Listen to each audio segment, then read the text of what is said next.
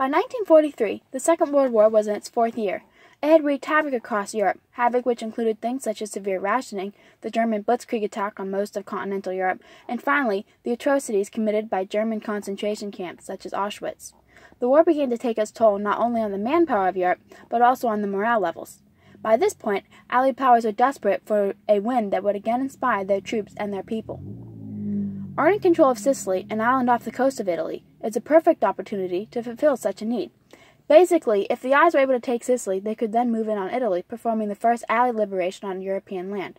However, the Axis forces were well aware of the significance of Sicily. They kept a heavy guard in the form of German and Italian troops on Sicily, protecting the island from all attack. In response to their presence in the way of Italy's liberation, a group of British intelligence officers set in motion a brilliant and often overlooked plan, codenamed Operation Mincemeat.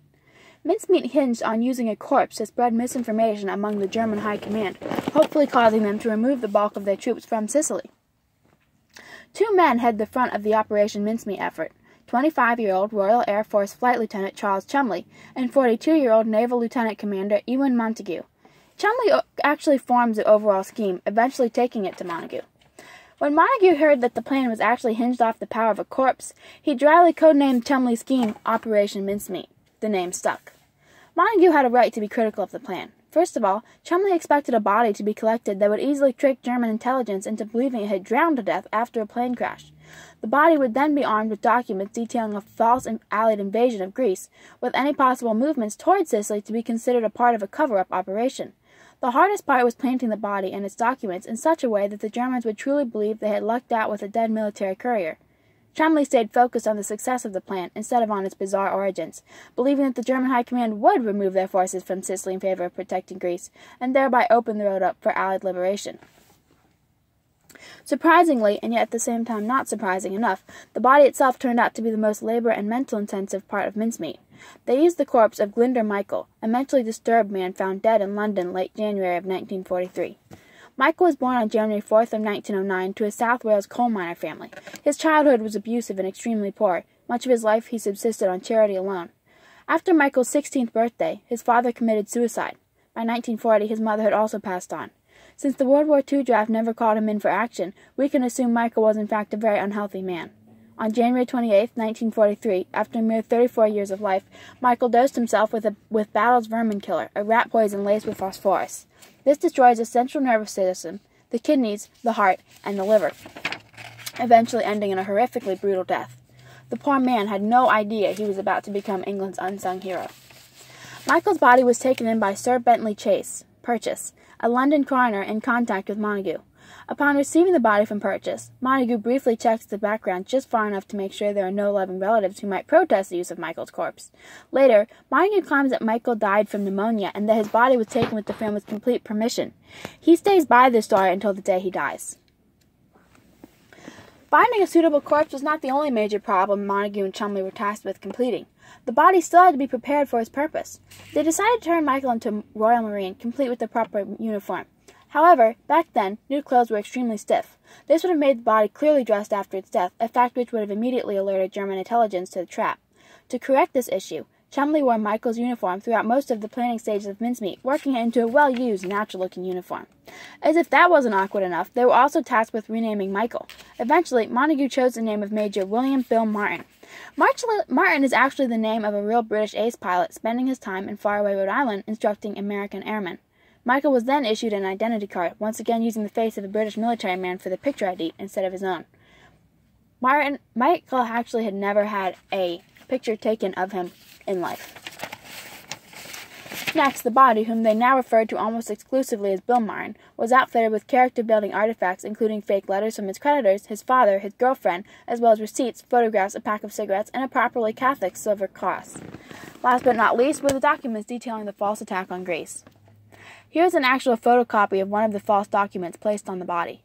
This letter is written by Lord Mountbatten, Admiral of the British Navy. Of course, they couldn't help adding a little joke in the end of the letter. Here it says, "Please send him back when you're finished with him. He might bring some sardines with him. They are on point back here," which directly correlates to the landing area of the body, Helva, Spain. In Helva, a large source of income was actually sardines. Martin also carried a photograph of his imaginary girl Pam. The girl used for this was a colleague of Montague and Chumley, a young woman named Jean Gerard Lee. As awkward as it sounds, though, Pam wasn't just Pam. She was actually created out of 3 women. Lee provides the photograph, another woman provides the handwriting for the love letters Martin carries, and a third woman provides the actual words for those letters. Who would have thought you needed 3 women to make up one girlfriend? Curiously enough, Montague ends up having an affair with Pam during the whole escapade, during which they affectionately refer to each other as Pam and Bill, the names of their separate Mincemeat characters. With the hero chosen, created, and outfitted, the worrisome problem Montague had pointed out early on came into play, making the body appear as if it had fallen into German hands through pure accident. Eventually, it is decided that the body would be dropped from a submarine, along with a few items of wreckage such as a broken lifeboat and a pair of oars. The HMS Seraph was chosen for this task. On April 17, 1943, Montague and Chumley prepare and then travel with the body. Now let's step back and remember that Martin passes on the 28th of January. This is the 17th of April. Martin has been kept frozen on ice his entire time. Now, when they need him dressed and wearing boots, his feet are so hard they actually have to break them in order to get the shoes on. Anyways, by 4:15 a.m. on April 30th, the HMS Seraph drops the body off the coast of Helva, Spain. By 9:30 a.m., a sardine fisherman discovers the body and tows it into shore. There, Nazi-sympathizing Spanish officials take over the scene. In the space of 2 days, the letters had been stolen, delivered to the Germans, and then returned seemingly untouched to the British. Operation Mincemeat had so far fulfilled all its expectations. British agents telegraphed Winston Churchill, informing him that mincemeat had been swallowed rod, line, and sinker. By May 9th, the Abwehr, a German intelligence agency customarily concerned with field agents, had passed the copies of the documents on to the German High Command. Within 2 weeks, the Germans were almost entirely convinced that the Allies planned to invade Greece and use Sicily as a cover-up. So far, Chumley's trap had worked perfectly.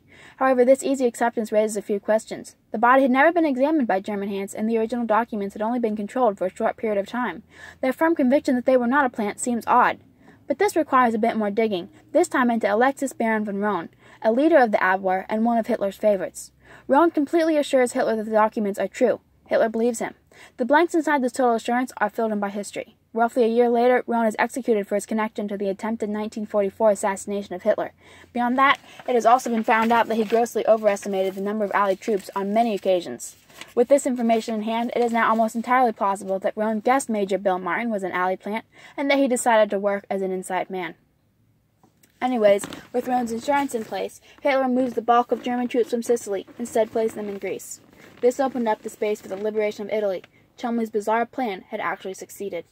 On July 10th, the liberation of Italy, commonly known as Operation Husky, finally commenced.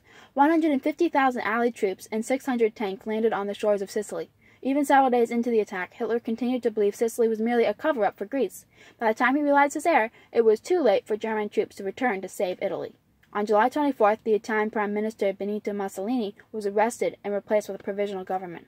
By August 17th, the battle was over. Operation Mincemeat had been a shocking success. After Sicily, the 3 men most involved with the planning and execution of Mincemeat retired to semi-uninteresting lives. Major Bill Martin was buried in Helva, Spain, eventually receiving the right to have his true name, Glinder Michael, on his headstone. For the rest of his life, Charles Chumley refuses to betray his secrets of Operation Mincemeat.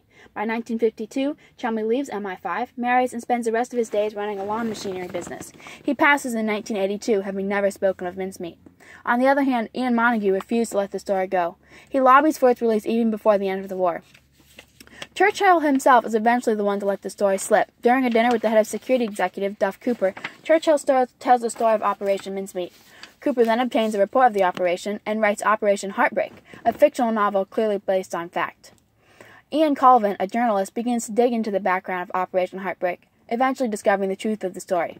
The British government then orders Montague to write the entire story with their little extras put in. Montague says he wrote his copy of the story, The Man Who Never Was, in 48 hours. This side hides the identity of the body as well as the underhandedness the British government showed and how it retrieved the body and tricked the Spanish. Like I said, Montague keeps by the story for the rest of his life, taking it to his grave in 1985. The Man Who Never Was sells over 3 million copies. It has never fallen out of print. By 1996, however, historian Roger Morgan had discovered an accidentally ignored government report in which the censors forgot to remove Glinder Michael's name. Finally, the true story of the Man Who Never Was had been freed.